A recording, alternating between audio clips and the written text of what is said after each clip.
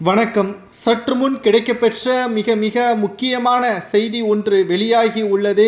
முதல்வர் ஸ்டாலின் பேசிய ஆடியோ சமூக வலைதளங்களில் வைரலாக பரவி வருகிறது.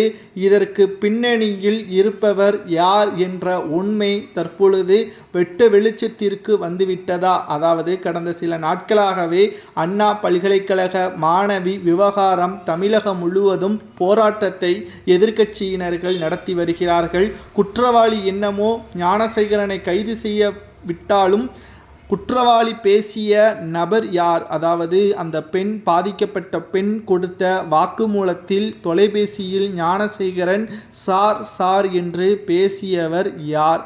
அதற்கு பின்னணியில் கல்லூரி பேராசிரியர் இருக்கிறாரா அல்லது அரசியல் கட்சி நிர்வாகிகள் இருக்கிறார்களா என்ற பல்வேறு கேள்விகளும் இதன் மூலமாக முன்வைக்கப்பட்டு வருகிறது. மேலும் ஏற்கனவே எதிர்க்கட்சி தரப்பினர்கள் ஒட்டுமொத்தமாக அமைச்சர் மா சுப்பிரமணியன், ரகுபதி, சட்டத்துறை அமைச்சராக இருக்கக்கூடிய ரகுபதி அவர்கள் ஞானசேகரன் திமுகவை சார்ந்தவர் கிடையாது என்று பல முறை செய்தியாளர்களது சந்திப்பின் பொழுது பேட்டிகளையும் கொடுத்துள்ளனர்.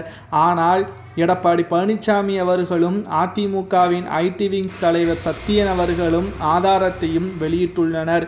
தற்பொழுது குற்றவாளியாக கைது செய்யப்பட்ட ஞானசேகரன் வீட்டிற்கு சென்று மா சுப்பிரமணியன் அவர்கள் சாப்பிடுகிறார் என்றால் அவர் திமுகவை சார்ந்தவர் அல்லவா என்ற ஒரு கேள்வியையும், சரி இது தற்செயலாக நடந்த சம்பவம் என்று வைத்துக்கொண்டாலும் தொடர்ச்சியாக ஞானசேகரன் அவர்கள் திமுகவின் நடவடிக்கைகளும் நிகழ்ச்சிகளிலும் கலந்து கொண்டிருப்பது, சைதாப்பேட்டை அமைப்பு செயலாளர் நிர்வாகியாக அவருக்கு பதவி வழங்கப்பட்டது, இது எல்லாம் பொய்யா என்ற கேள்வியையும் அதிமுகவினர்கள் தற்பொழுது மிகப்பெரிய அளவிலான போராட்டத்தையும் நடத்தி வருகிறார்கள்.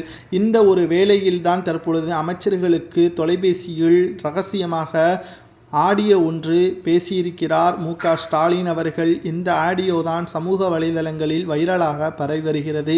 ஏன் இவ்வாறு தமிழகம் முழுவதும் அண்ணா பல்கலைக்கழக மாணவி விவகாரம் பூகம்பமாக வெடித்திருக்கிறது?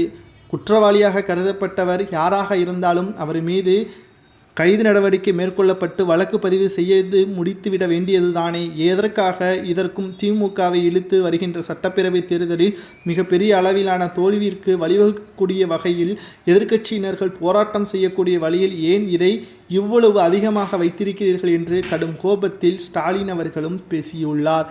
இந்த ஒரு வேளையில்தான் தற்பொழுது ஸ்டாலின் அவர்கள் இதில் சிக்கிக்கொள்வதற்கான வார்த்தைகளை அவரே பயன்படுத்தி